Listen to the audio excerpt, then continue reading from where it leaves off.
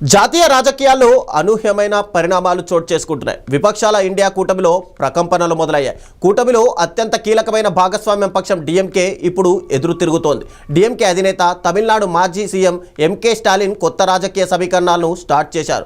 కాంగ్రెస్కి చెక్ పెట్టే వ్యూహంతో ముందుకెళ్తున్నారు. కాంగ్రెస్ బీజేపీలకు ఆల్టర్నేట్గా జాతీయ స్థాయిలో మరో కూటమిని ఏర్పాటుకు సన్నాహాలు చేస్తున్నారు. ప్రాంతీయ పార్టీలను ఏకం చేసే బాధ్యతను తమ పార్టీ సీనియర్ ఎంపీలకు అప్పగించినట్టు సమాచారం. అసలు స్టాలిన్ వ్యూహం ఏంటి? ఈ కొత్త కూటమి ఎలా ఉండబోతుంది? ఒక్కసారి చూద్దాం.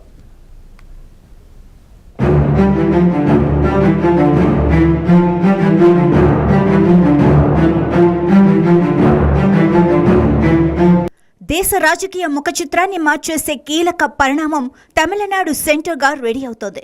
ఇప్పటివరకు విపక్షాల ఇండియా కూటమిలో కాంగ్రెస్ పార్టీకి నమ్మకమైన మిత్రుడిగా ఉన్నారు డిఎంకే అధినేత ఎంకే స్టాలిన్. ఇప్పుడు అదే పార్టీకి వ్యతిరేకంగా పనిచేస్తున్నారు. జాతీయ స్థాయిలో కాంగ్రెస్ బీజేపీ లేని ఒక బలమైన ప్రాంతీయ కూటమిని ఏర్పాటు చేయటమే లక్ష్యంగా ఆయన అడుగులు వేస్తున్నారు. ఓ పక్కా వ్యూహంతో ముందుకు వెళ్తున్నట్లు డిఎంకే వర్గాల ద్వారా తెలుస్తోంది.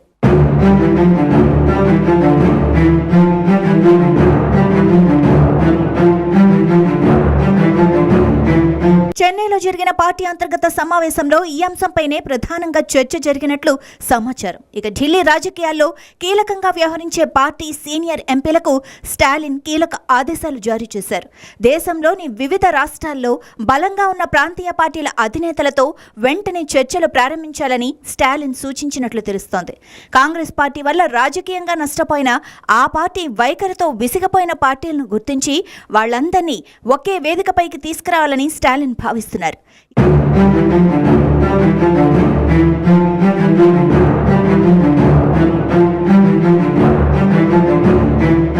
ఇటీవల జరిగిన ఇండియా కూటమి సమావేశంలో రాహుల్ గాంధీతో పాటు కాంగ్రెస్ పార్టీ అనుసరించిన వైఖరిపై కొందరు ప్రాంతీయ పార్టీల నేతలు తీవ్ర అసంతృప్తి వ్యక్తం చేసినట్లు వార్తలొచ్చాయి.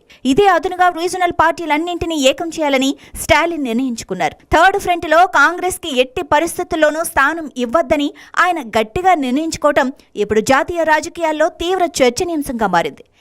డిఎంకే ఈ కొత్త కూటమి ఏర్పాటు ప్రయత్నాలను ముమ్మరం చేస్తే ఇండియా కూటమి భవిష్యత్తు ప్రశ్నార్థకంగా మారుతుంది.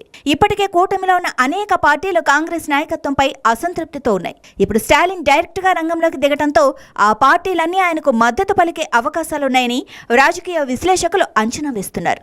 ఈ పరిణామాలు ముందు దేశ రాజకీయాల్లో ఎలాంటి మార్పులకు దారితీస్తాయోనన్న ఆసక్తి సర్వత్రా నెలకొంది.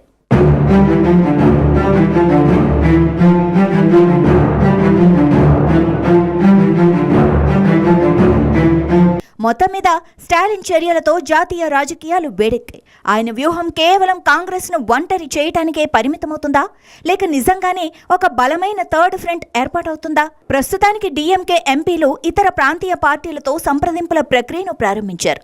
అయితే ఇతర ప్రాంతీయ పార్టీల స్పందన మీదే ఈ కొత్త కూటమి భవిష్యత్తు ఆధారపడి ఉంది. ఈ రాజకీయ సమీకరణాలు రానున్న రోజుల్లో మరింత ఆసక్తికరంగా మారనున్నాయి. మొత్తానికి తమిళనాడులో డిఎంకేని విడిచిపెట్టి విజయ్కి మద్దతిచ్చిన కాంగ్రెస్ పార్టీకి గుణపాఠం చెప్పాలని మాజీ సీఎం స్టాలిన్ గట్టిగా డిసైడ్ అయినట్లు అర్థమవుతోంది.